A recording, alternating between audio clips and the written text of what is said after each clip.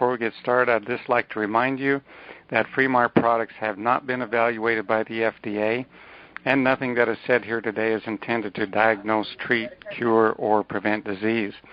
Our products are nutritional in nature, which means they contain specific nutrients which may turn on various bodily functions that have either been dormant or have not been working at optimum levels due to lack of vitamins, minerals, and other nutritional factors. So with that, Brad, I'm going to turn it over to you. Okay, John, thank you very much. We've got an exciting day today with Dr. Andrew Keish. Dr. Andrew, are you there? Yes, I'm here. Okay, great. I just want to make sure you did that before I gave you one of these incredible introductions.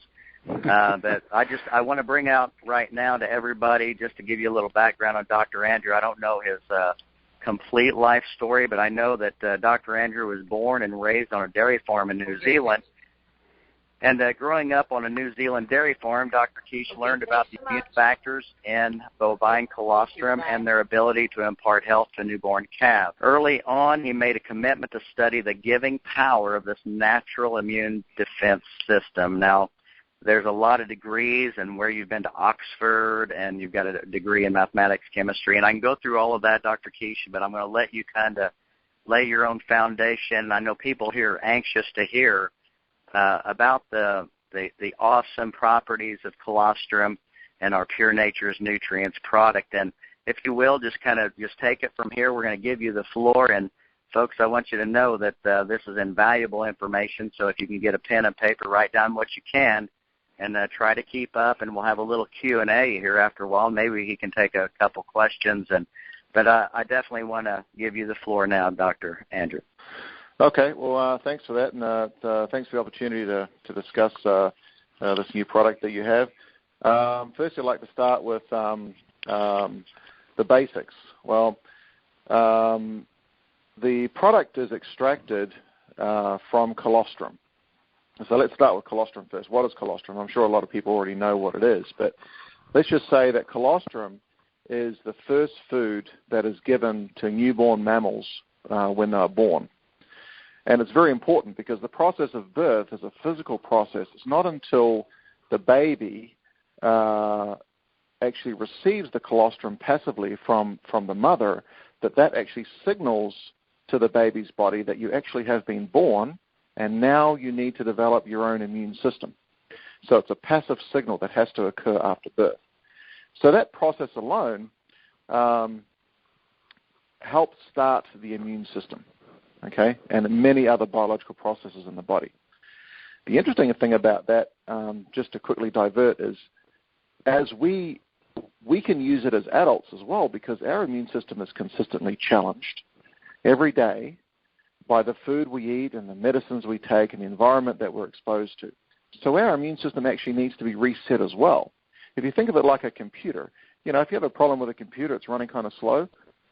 Usually 90% of the time it can be fixed by restarting it. So what we're doing is effectively taking a colostrum product to restart your immune system, or reset it if you like. So getting back to the infant then. So the infant receives this colostrum, and what's important in this colostrum in terms of restarting the immune system is a small component in the colostrum called proline-rich polypeptides. And these are small sequences of proteins, usually just a few amino acids long. And there's many of them. I mean, we've been able to identify up to about 1,900 of these different amino acid sequences. And when you put amino acids together in a certain way, they actually form specific shapes. And these specific shapes are identified by our T cells in our body, which is part of our immune system. And these specific shapes of little amino acids key into receptor sites on these T cells and regulate immune function. So it's really important that the baby receives the colostrum when it's born to start the biological processes in the body, particularly the immune system. And now the baby has to actually defend for itself. It's no longer in the protection of the mother's womb. It is now exposed to pathogens the minute it came out of the mother's womb. Now it's exposed to pathogens, and it has to develop its own immune system. So that passive transfer is useful in receiving this fraction called peptides. And then the product that Fremart has is a variation of colostrum. It actually has more of these peptides concentrated in that product. It's not just a basic colostrum powder. It is a purification and a concentrate of these extra peptides that we've extracted and concentrated and delivered it into a powder. And now it's available as a capsule or a tablet. So and not only colostrum contains these peptides, it also contains a number of other things as well that are important. It contains antibodies. Now, these antibodies are useful in helping the baby defend against pathogens that the mother was exposed to in that same environment. So these particular antibodies are useful in allowing the body to kill off pathogens directly in the baby's gut. So when the baby's feeding and those pathogens do enter the body, into the digestive tract, the colostrum will actually, the antibodies in the colostrum will actually attack those pathogens directly, because those antibodies are specific to the pathogens that have been developed by the mother in that environment. So there's peptides and antibodies. And then also you have other things in colostrum like lactoferrin. Lactoferrin has a direct effect on pathogens, because pathogens, many of the bacteria that are in the environment and viruses and fungi use iron to develop the cell wall so that they can grow. So the lactoferrin is going to steal the iron from the bacterial cell wall, and effectively by ripping the cell wall off a bacteria, the bacteria will die. So it does have a controlling effect on making sure that bacteria doesn't propagate in the gut. So we can have a nice balance of probiotics in the baby's gut. Also, colostrum contains growth factors, which actually help heal the gut. So in a baby, usually it takes about 6 months for the gut to seal in a newborn infant. So these growth factors do help repair these large holes in the gut and reduce the size of these holes so that the gut is effectively a skin, if you think of it like that. So we don't want to have big holes in the skin. That would allow large macromolecules, not only as bacteria, but large food molecules entering our gut as well, entering our body as well. Therefore, our body would go into an immune reaction. And that's why people have food allergies and autoimmune diseases, is because these particular foods haven't been digested correctly and are entering the body. So there's a parallel there between the baby's porous gut and adults as well. As we go through our lives, our gut gets worn away, and we find that it's necessary for us to take this type of colostrum product to help repair those holes in the gut so that we can absorb our nutrients that have been broken down correctly. So if you look at the gut is a skin. It starts with esophagus, mouth and esophagus and stomach, and then it works its way into the small intestine. The small intestine itself, if you look at it, if you laid it out on a bench, it's about 26 feet long. But if you actually put it in cut it all up and put it in pieces, it would look like 1 square meter, about 11 square feet. But if you actually look at it under a microscope, you'll see that the surface area is much more than just 1 square meter. It has villi and microvilli and these very small filaments that are in there. And if you actually calculate then the surface area of the small intestine in an adult human, it's about the size of a tennis court in terms of surface area. So just those villi that are in the gut do rapidly increase the surface area of our small intestine so that we can absorb the nutrients as we're supposed to. So a normal healthy gut in a human absorbs about 17% of the nutrients that we consume. If you have a scarred gut and somebody that isn't taking colostrum, that surface area can actually be, the absorption of nutrients from your food can reduce down to 1%. And if you look at sometimes, people get very old, they start to lose weight and they start to look malnourished. It's because their gut is so scarred, they're unable to continue to absorb nutrients. So it's very important for not just adults to take this type of colostrum product, but also our parents and elderly people and geriatrics to take colostrum, because that's one of the problems, is their gut is so scarred and worn away that it's very important to get it repaired. And if they're able to take colostrum, they're able to maintain, or at least help, the integrity of the microvilli and villi in the gut so that they can absorb food correctly. So it's very important, not just we're talking about all the way from babies all the way to our grandparents, making sure that we all consume colostrum to maintain the integrity of the skin or lining of the small intestine to make sure that we're absorbing nutrients correctly. Because if you have holes in the gut, like I said, then you can have macro large food molecules that haven't been digested entering our body, and then our body doesn't know what they are because they're undigested foods, and our body goes into an innate immune reaction, creates antibodies against that, and that's the reason we have food allergies. You know, you may find that you have an allergy and you go to an allergist and they say, well, you're allergic to 90 different foods. Well, yes, because all these foods are entering through the small intestine. They're not being broken down correctly. They're entering through these large holes in the gut, and our body's creating immune reactions against them. So the key is to maintain the health of the gut. And I would say nearly every disease that we get is influenced in some capacity by gut porosity.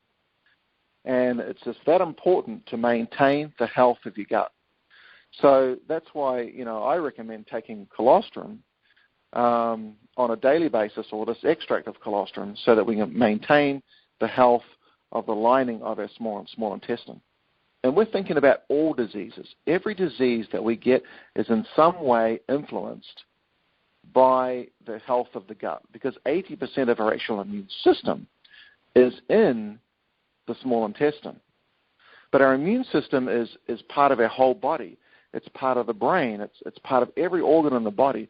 So it's really important to maintain a stable, healthy immune system and not overstress it by challenging it every day with different foods and bacteria entering our body. So the less stress we put on our body throughout our lives, the longer the time takes between cell replication. So if cells in our body essentially only can divide a finite amount of time. So whether we like it or not, we're going to die. The question is when we're going to die. So our body should live effectively. If everything was going well, there's people that live comfortably up to 120 years of age. That can happen. I mean, it's also based on genetics and other factors, but we can live longer if we put less stress on our body and eat well and maintain the health of our gut and take the right nutrition and help. We can actually live longer as long as we're able to. So the key is to maintain the integrity of our gut. And if we do that, we're going to live a happy and healthy life as well. So that's kind of the key and the basics of why you want to maintain the healthier gut. And you're going to be healthier as you go through your life. You're not going to have these immune challenges, or you're going to reduce the probability of having them simply by maintaining the healthier gut. And the way we do it is simply by using a colostrum to maintain that gut, because colostrum does contain the epithelial growth factors, and these epithelial cells do coat the microvilli. Because these epithelial cells, on top of them, have the receptor sites, which actually are activated for things like lactoferrin that's in colostrum. These little receptors, lactoferrin receptors, are actually on top of these epithelial cells, so that lactoferrin itself can be absorbed to help regulate the immunomodulatory processes in the body, not just in terms of being able to take iron from bacteria and viruses and other pathogens. So there's many things that are in colostrum, and colostrum's been around ever since mammals have been around. And what's interesting is that these peptides that we're talking about have the same amino acid sequences in all mammals. That's why we're able to take colostrum from cows and feed it to humans, because the peptide sequences are the same for all mammals, and they're so essential to the survival of mammals that they're heat stable as well. It's very hard to break amino acids, these little small amino acid sequences. So it's important for the survival of mammals to actually have these peptides in place to regulate the immune system. So, you know, we could also take colostrum from other mammals as well. We just happen to take it from cows because that's the most abundant source. Now, what's important, I think one of the most common questions that I get from people is the concern for, well, does the calf get the colostrum? Absolutely. We don't take anything away from what the calf needs on the dairy. So the calf gets what they need first. And in the gut of a calf, it needs to be, the calf needs to get a shot of colostrum when it's born and about 3 to 4 hours later, because the gut seals in the calf within 6 hours. So we always make sure that the farmer is feeding the calf at least twice of good colostrum before the gut seals after 6 hours. Now, after 6 hours, the gut is sealed, and the calf is then able to drink normal milk. So we only take what's left over. If there's nothing left over, we can't take it, but the calf always gets fed first and is well taken care of first. We just happen to come along and take what's left over that the farmer offers us. But you can imagine that our process is we have such a small amount of colostrum that we'll collect from each cow, because a cow only calves once a year. So our collection system is vast. We have to collect colostrum we're collecting colostrum from 7 states right now, all across the Southwest, up into Kansas, Oklahoma, through California, all the way through the Southwest, because we have to travel so far, and we have a herd of about 700,000 cows right now. We have to go to so many different dairies in order to collect the colostrum that we need in order to produce enough to provide it as a supplement to people. And our product is exported to many, many different countries around the world and meets the regulatory health standards and food safety standards that are required by law set out by the FDA and USDA. So we do follow good manufacturing practices. It's a very good product. When I started this company back 13, 14 years ago, one of the reasons I started it was because nobody was really making colostrum on a decent-sized plant and just focus on colostrum. Too many other companies were either doing it just in the springtime, for 6 weeks, and then going and doing something else. They weren't focusing on it. I want to make sure that there was a good, stable supply of good quality colostrum available to us as a consumer, because I'm a consumer too. I take colostrum, and I take colostrum every day. But we want to make sure that we make a good product, and we have done that over the years. And it's functional. It's water-soluble. It's agglomerated. It's a nice, flowable powder. And it's functional for the people to use and dissolve in whatever milk or juice or water or whatever they want to put it in, or to make a drink out of it. Or they can consume it as a tablet or a capsule. It doesn't really matter. So we have a very good manufacturing facility here, and it's 70% of the world production now of colostrum powder, if you like, comes out of this one facility in Phoenix, Arizona. So it's a very big company. But we've been successful because we make a good product. We know that this product works, and everybody should be taking it. Everybody should be taking colostrum every day. The only people that we recommend don't take colostrum every day are pregnant women, because typically, especially in the first trimester where the fetus is actually forming, the mother goes into an immune response we call Th2 immune response. And that's where the body goes into a disease state in order to not reject the forming fetus. So we recommend that pregnant women don't take it, but certainly when the baby is born, the mother can start taking colostrum again, or even pre-pregnancy. When you're trying to get pregnant, probably don't take colostrum either as well, but if you're not trying to get pregnant, then it's okay to take colostrum. The only other situation where people shouldn't take colostrum, at least we haven't done the multiple studies to show that it's not damaging, but since we haven't done the studies, we can't recommend that this class of group takes colostrum as well. And that's the people that have had organ transplants.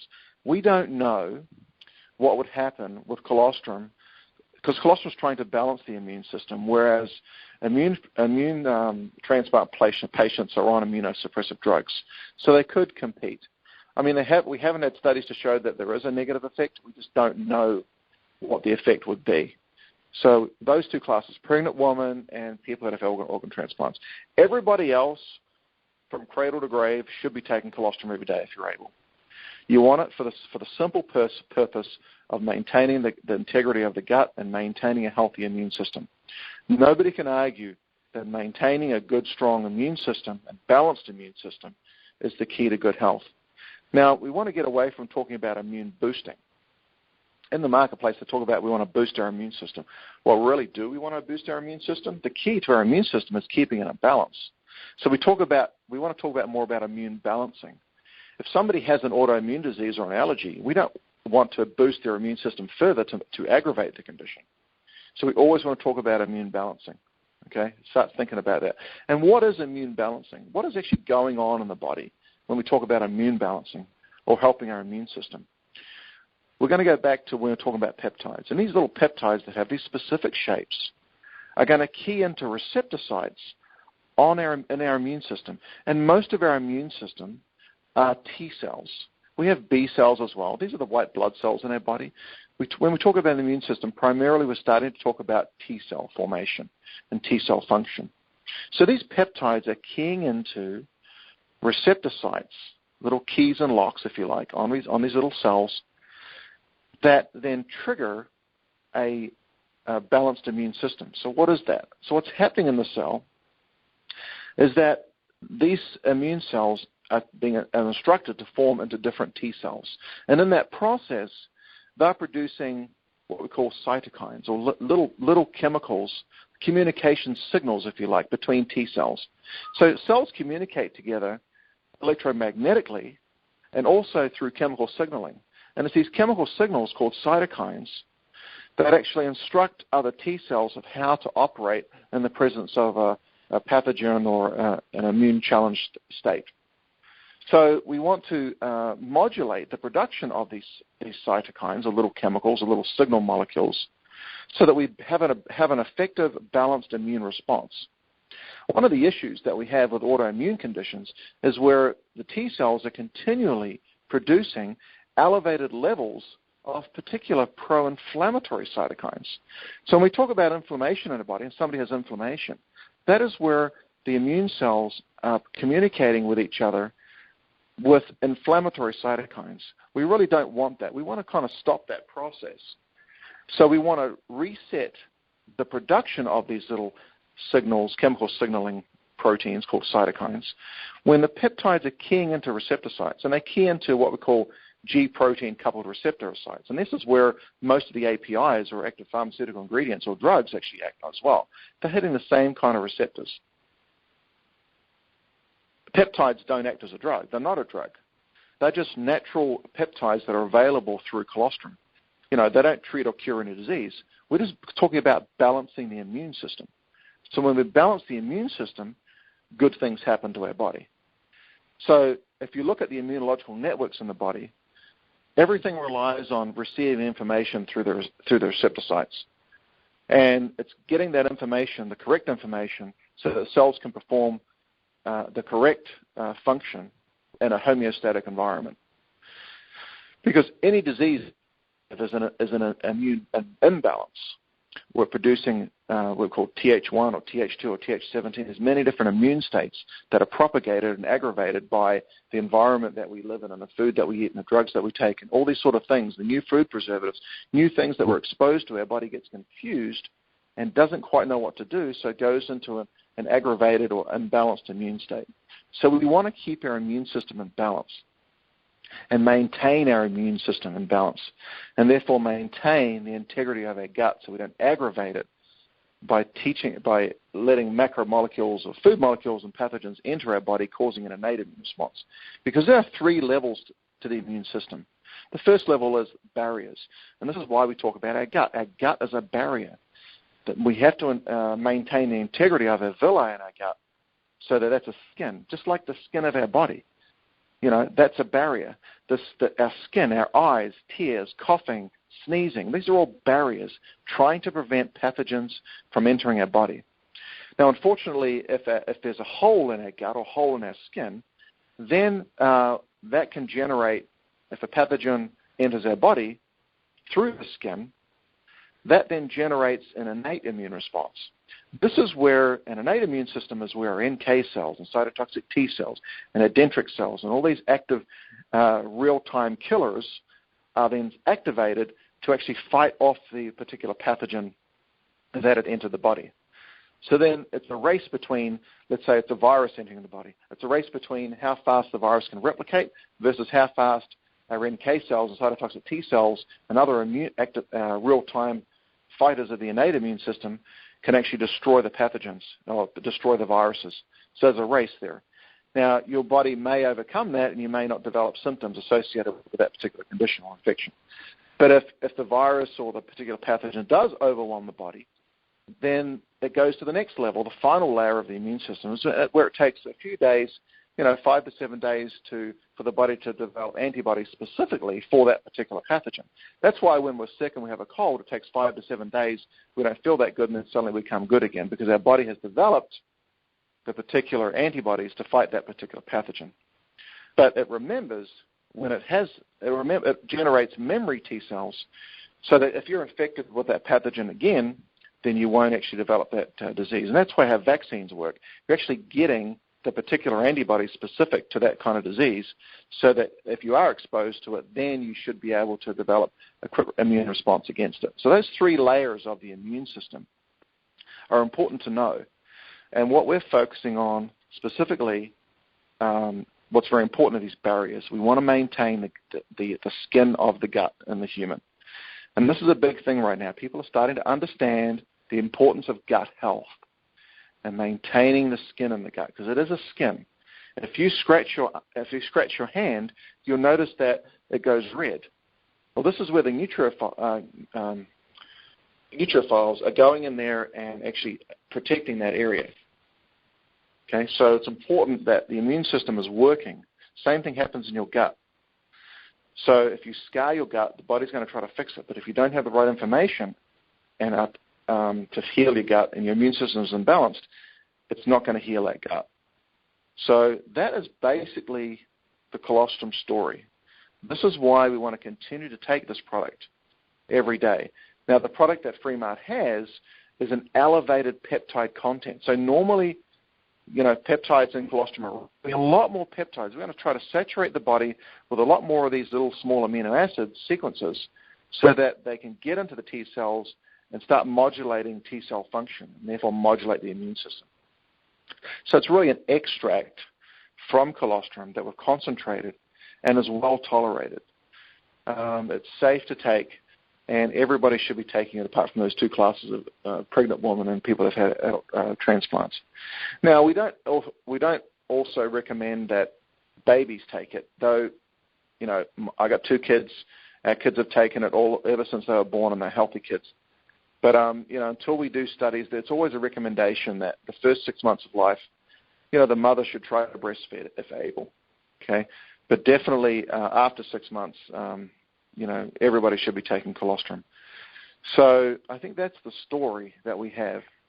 And it's a safe product. It's a good product. It's natural. And we can all benefit from it.